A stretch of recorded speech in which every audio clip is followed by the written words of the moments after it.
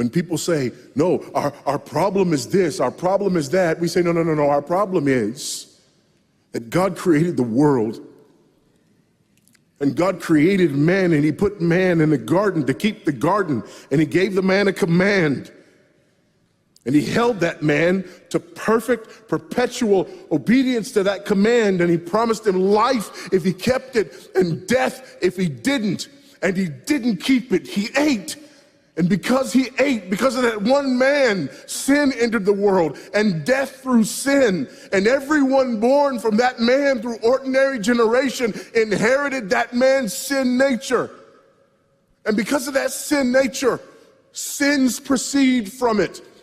And our world is broken because of that sin. And we stand guilty before a holy and righteous God. And we know that he's holy, and we know that he's righteous, and we crave justice. But the problem is that if God gives us justice, we all die. And so that God, in his goodness and in his mercy, sent forth his son, who was not born of ordinary generation, but was born of a virgin. Yes, the virgin birth matters. Why? Because if he's born of ordinary generation, he's born in sin. But because he's not born of ordinary generation, he's not born in sin. He's clean of sin. His record is clean. And he keeps his record clean. And he obeys God's law. And because he's fully God and fully man, he obeys the law of God on our behalf in his active obedience. And then in his passive obedience, God made him who knew no sin to be sin for us. All we like sheep had gone astray. Each of us had turned to his own way, but God laid upon him the iniquity of us all. And Christ died for sin once for all, the just for the unjust. And God imputes our sinfulness to him. And he nails our sinfulness to the tree. And Christ dies and raises again on the third day for our justification.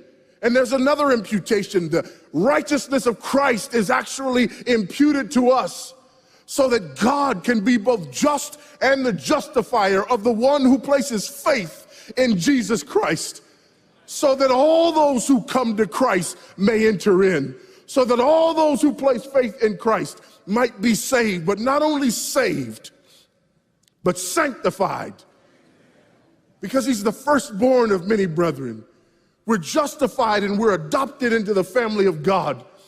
And we're sanctified, and as his children, we begin to bear the family resemblance. And we're further sanctified throughout this life by the very same gospel that saves us.